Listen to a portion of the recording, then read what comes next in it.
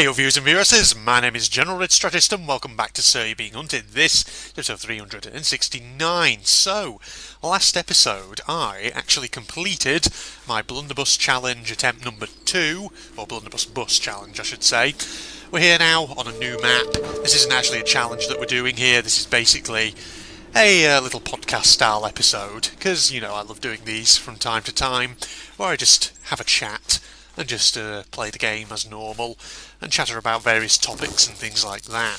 So I hope you guys out there, hope you're all doing very well indeed, and that you enjoyed the old blunderbuss bus challenge from the last time.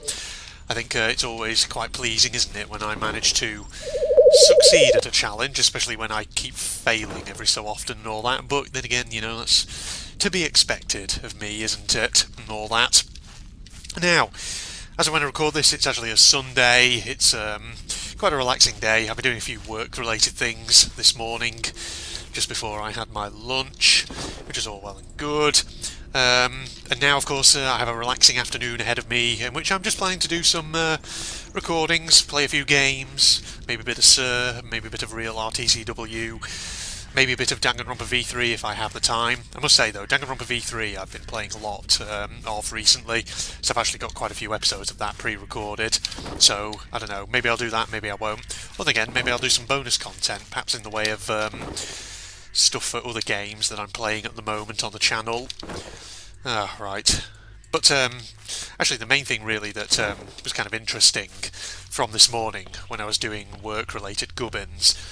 So, obviously I've talked a little bit about my work before in academia and stuff like that, but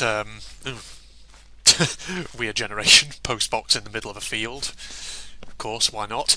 But, you know, I've talked about academia and teaching and things like that before in various Sir You Being Hunted episodes, and of course as an academic, one of the things that you always do, that you're always encouraged to do, which you always seek to do every so often, is to take advantage of CPD courses from time to time. So CPD, basically continuing professional development, you know, to improve your teaching, constantly looking at developments in the field of pedagogy and stuff like that, to get new ideas for teaching and whatever else have you, and to identify kind of forefront, cutting-edge research publications in terms of teaching and stuff like that, and education and whatever else have you. And obviously CPD courses, you know, are a good way, like I say, of doing that, of staying at the forefront of that kind of thing. And at the moment, I basically several weeks ago, a couple of months ago, I signed up. The institution I work for runs a course, a special program about learning and teaching for all teaching staff, and you know, all teaching staff at my institution are encouraged to actually do this at some point, mainly just because it opens up the way for gaining things like recognition as a fellow of the UK Higher Education Academy and stuff like this, which isn't a qualification, it's more like a recognition of your teaching ability and stuff like that. It's just good if you ever try applying for teaching jobs elsewhere, because you can sort of produce it and say, hey look, I'm a good teacher, I know what I'm doing and all that. But it's just interesting because this course I'm on, you know, it's split over several weeks, and the you know, every week you have to do a little bit of prep before the seminars that they hold, and the prep that I basically was doing this morning was looking at this idea of kind of assessment and this kind of thing, because, you know, a big part of obviously any course, any teaching, things like that, is the assessment that you expect students to undertake. So, you know, you do all your teaching, you cover all the course material, and then at the end of your course you'll have some kind of assessment going on in which you test your students' knowledge, you test their understanding, this kind of thing. You know, that's true of pretty much a great many courses. But of course it's an interesting subject, talking about assessment, because quite often when we plan out and design courses and curricula. Sorry, I know this is probably quite a professional subject to be talking about, but I know it's interesting to me, and who knows, people out there watching who maybe are interested in careers in education, things like that, this might be of interest to them as well, who knows. But you know, when we're designing courses, it's always kind kind of a thing where people get so hung up on the things that they want to teach, the course content that they actually want to cover, that they then only think about the means of assessment at the very end, and they end up just sort of tagging on some kind of assessment without really thinking necessarily about how it might tie in to the subject matter or whatever else have you. That's just an interesting thing that came up in this prep that I was doing this morning for this CPD course of mine. And yeah, I can certainly see, where it's coming from in terms of sometimes actually when you're designing courses, you want to kind of design backwards. You want to think about the long-term goals, the things that you really want your students to take away from the course that you're teaching on or that you're designing. And from there, think about, okay, what would be the ideal sorts of assessment tools that could be used for fulfilling those goals, for actually making them happen? Would it be kind of like maybe a traditional essay?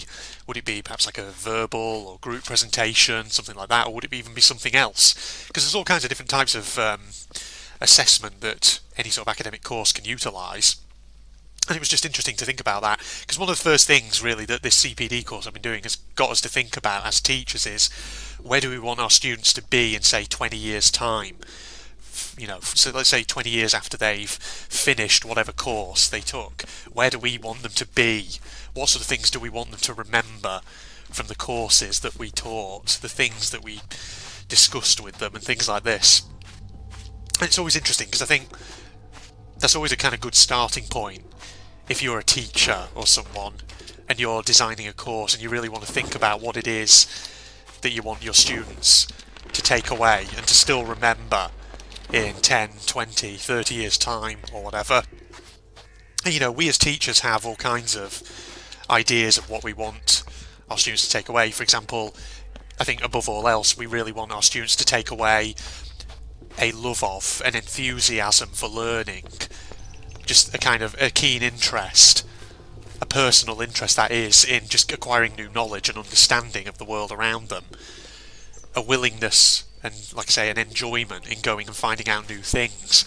I think above all, that is really the one thing that any course in any educational setting really wants to be able to kind of engender or to encourage in someone, just that lifelong interest and that passion for learning.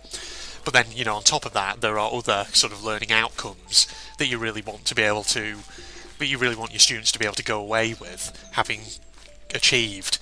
So, for example, things like being able to kind of understand and find and appreciate and critique other perspectives on things that are going on in the world, an ability to seek out evidence and data in order to critique and verify the strength of different arguments and points of view. These are the kind of things which you really want your students 20 years from now to be able to do, to have taken away from the course that you're teaching them. And so it's useful to think like that, because you can then sort of look at your discipline where you are, the subject matter that you're actually teaching, and you can think, okay, what sort of assessment activities would help me achieve those goals, or would help my student kind of achieve those. So, for example, in a subject area like mine, where we're in sort of politics and international security, international relations, that sort of thing, traditionally, for things like summative assessments, we use essays, so essays and dissertations, anywhere between sort of 2,500 words up to like 10,000 or 15,000 words or whatever. There's a reason why we traditionally use that, because a kind of a long written paper of that kind can be a good way for students to engage with a subject that's of interest to them and to conduct an in-depth analysis and stuff like this. But of course, there are all kinds of other different assessment activities, and the CPD course, when I was doing the prep for it this morning, it really had some quite interesting suggestions for all kinds of different assessment activities, both kind of encompassing, okay, what's the rationale behind these, what can they actually do, but also what kind of limitations might you have to watch out for with them.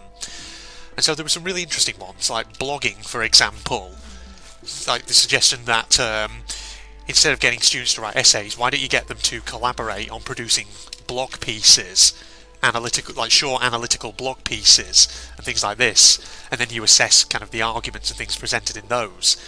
And if they're kind of really good, you could then potentially even kind of publish them on like a university webpage or something like that. So it's like getting it out to an audience. And so it's interesting stuff like this, or, you know, for example, what else? Apart from essays, but also things like, for example, like video presentations, this kind of thing. Just looking for kind of innovative or creative ways of getting students to engage with the subject matter, things like this. But of course, you know, with any course, one of the big kind of dangers with assessment is that assessment is kind of left to the very end, and what you really need are opportunities as a course unfolds and develops. You also need opportunities for not summative assessments, but for formative assessment. And basically, you know, for anyone who's not kind of familiar with teaching terms and jargon and things like that, a summative assessment is one where basically you're assessing the student's knowledge and understanding and actually grading it, and that grade is actually influencing, is kind of their final, is kind of the student's final outcome of the course. So that grade that they're being awarded, that is what they're getting for the course or for the module or whatever. Whereas a formative assessment is a type of assessment that's ungraded. It doesn't count towards any final mark or anything like that. It's basically an opportunity for a student to have a go, have a look at the subject matter, have a try at the assessment technique or whatever, and then actually maybe get some feedback from the teacher in terms of maybe what they've done well, what they didn't do so well, what they could do better, etc, etc.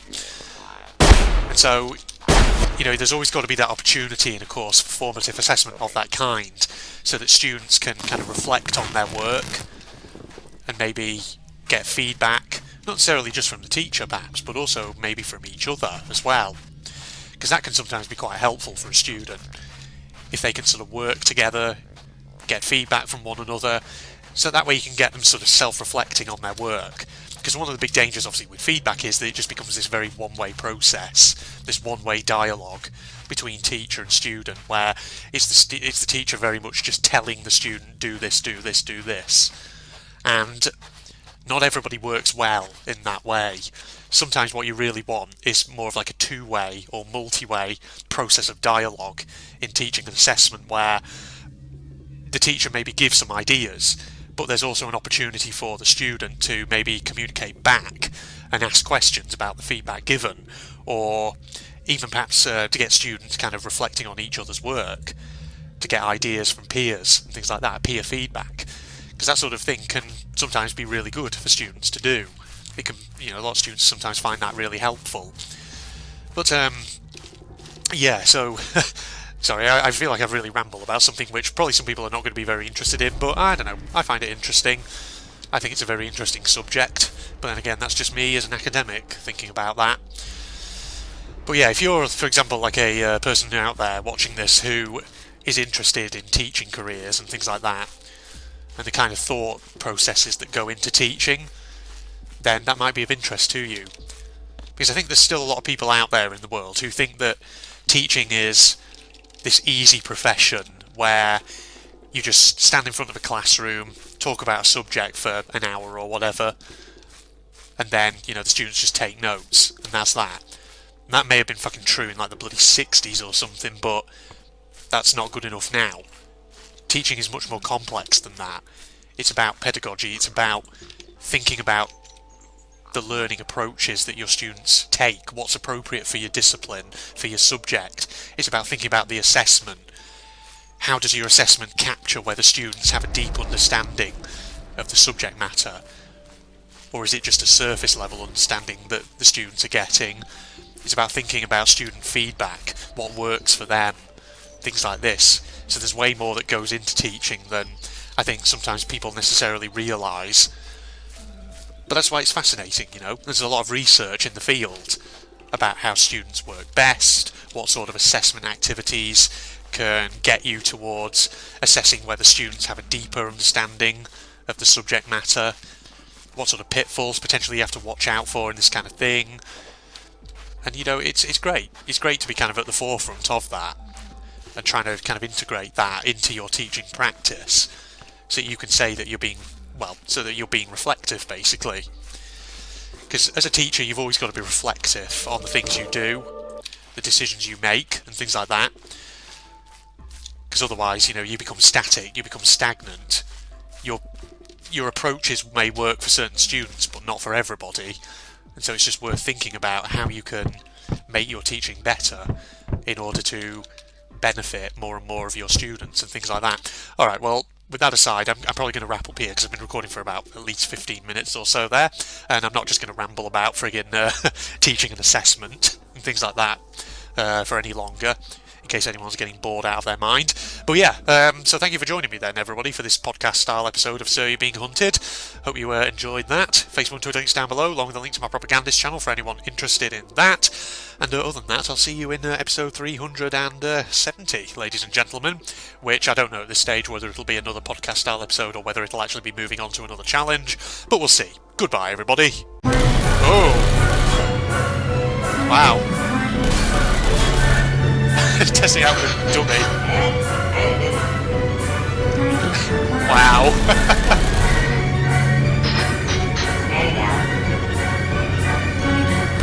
What's it called? Detective turret?